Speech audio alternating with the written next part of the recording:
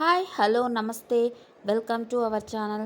ఈరోజైతే కాకరకాయ వెల్లుల్లి కారాన్ని చేసుకుందామండి. ఎంతో కమ్మగా అద్భుతంగా ఎంతో రుచిగా ఉంటుందండి. ఈ కాకరకాయ వెల్లుల్లి కారం అనేది చాలా టేస్ట్గా ఉంటుంది. ఒకసారి ట్రై చేసి చూడండి. లెట్స్ ప్రాసెస్లోకి వెళ్దాం. హాఫ్ కేజీ కాకరకాయలను తీసుకొని శుభ్రంగా కడుక్కొని రౌండ్గా ముక్కలుగా కోసి నేను ఎండలో ఎండబెట్టుకున్నానండి. 2 డేస్ పాటు చాలా గలగల అయ్యాయి. మీకు టైం లేకపోతే రౌండ్గా కోసేసి ఇతులతో పాటే డీప్ ఫ్రై చేసుకోవచ్చు. నాకు టైం ఉంది కాబట్టి నేను ఎండలో ఎండబెట్టుకున్నాను బాల్కనీలో. మీకు టైం లేకపోతే మీకు అప్పుడే చేసుకోవాలనుకుంటే రౌండ్గా కోసి ఇట్లా కోసేసుకొని మనము డీప్ ఫ్రై చేసుకోవచ్చు. లెట్స్ ప్రాసెస్లోకి వెళ్దాం. స్టవ్ ఆన్ చేసుకొని ప్యాన్ పెట్టుకొని డీప్ ఫ్రైకి ఆయిల్ వేసుకుంటున్నాను. ఆయిల్ హీట్ అయిందండి. కొన్ని వేసుకొని కూడా వేయించుకోవచ్చు. నేనైతే కొన్ని వేసుకొని వేయించుకుంటున్నాను.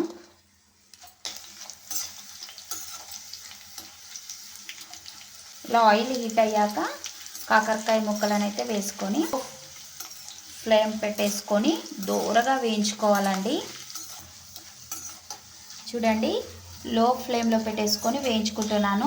ఇలా ఆరబెట్టి వేయించుకోవడం వల్ల త్వరగా అయిపోతుందండి. మీరు కూడా ఒకసారి ట్రై చేయండి. పచ్చి ముక్కలను కూడా వేయించుకోవచ్చు, కాస్త టైం పడుతుంది. కాకపోతే ఇలా వేయించుకుంటే త్వరగానే వేగుతున్నాయి. ఇలా క్రిస్పీగా క్రంచీగా వేయించుకుంటే వెల్లుల్లి కారం అనేది ఒక నెల పాటు నిల్వ ఉంటుందండి.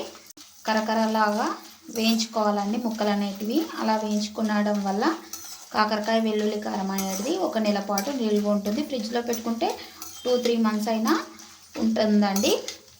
కాకరకాయలు అయితే వేగాయండి. ఒక దాంట్లోకి తీసుకుందాము.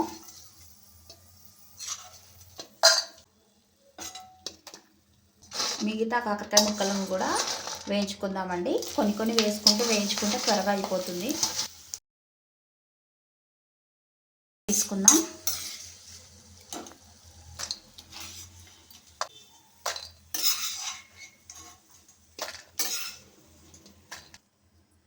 కాకరకాయ ముక్కల్ని బౌల్లో వేసుకున్నాం కదా, ఇవి చల్లార్చుకోవాలండి. అప్పటి వరకు పప్పులను అయితే వేయించుకుందామండి.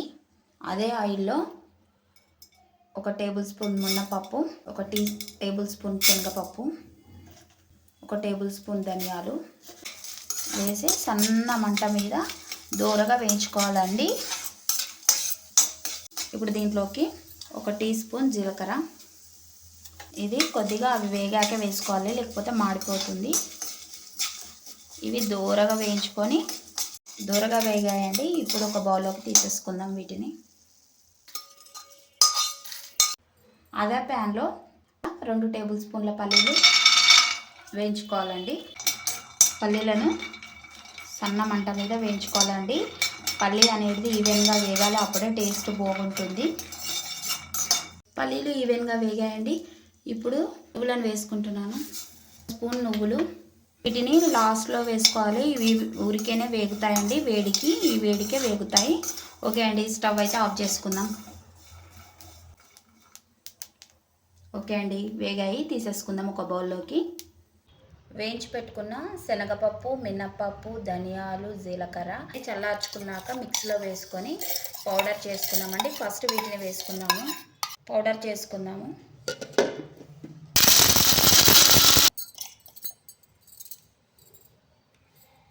దీంట్లోకి ఇప్పుడు పల్లీలు నువ్వులు అయితే వేసుకొని మళ్ళీ ఒకసారి మిక్సీ చేసుకుందాము. పల్లీలు నువ్వులు వేసుకున్నాక ఒకసారి మిక్సీ చేసుకుందామండి. ఇలా ఒక్కొక్కటి వేసుకుంటూ మిక్సీ చేసుకోవాలి. ఇట్లా పొడిగా ఉంటుంది, లేదంటే ముద్దలాగా అవుతుంది. అందుకని నేను ఒక్కొక్క మిశ్రమాన్ని వేసుకుంటూ పొడి చేశాను. ఇప్పుడు వీటిలోకి మన టేస్ట్కి తగ్గట్టు కారం వేసుకోవాలండి. నేను 1/2 కేజీ కాకరకాయలను తీసుకున్నాను కాబట్టి ఈ స్పూన్ తోటి 2 స్పూన్ల కారం వేసుకుంటున్నాను. మీరు కారాన్ని బట్టి వేసుకోవచ్చు. టేస్ట్కి తగ్గట్టు ఉప్పు సరిపోకపోతే చూసుకొని వేసుకోవచ్చు. అలాగే వెల్లుల్లి రెబ్బలను వేసుకుంటున్నాను. నిమ్మకాయ సైజ్ అంతా చింతపండునైతే రెక్కలుగా తీసుకొని క్లీన్ చేసుకొని వేసుకోవాలండి. వీటిని ఒకసారి మిక్సీ చేసుకుందామండి. ఇలా మిక్సీ చేసుకున్నాం కదండి. ఇప్పుడు వేయించి పెట్టుకున్న కాకరకాయలను అయితే వేసుకుందాము. చల్లారాయి, ఇప్పుడు వేసేసుకుందాం. వీటిని మిక్స్ చేసుకుందాం ఒకసారి.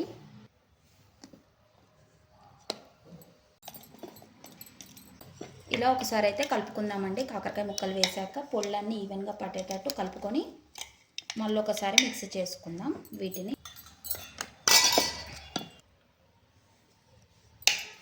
ఈవెన్గా కలుపుకుందామండి. మిక్స్ చేశాను కదా, పొడి అయితే ఈవెన్గా ఫైన్గా పౌడర్ అయ్యింది. దీని ఒక బౌల్లో తీసుకుందాము. ఇలా మిక్సీ జార్లో నుంచి ఒక బౌల్లో వేసుకొని ఈవెన్గా కలుపుకుందామండి.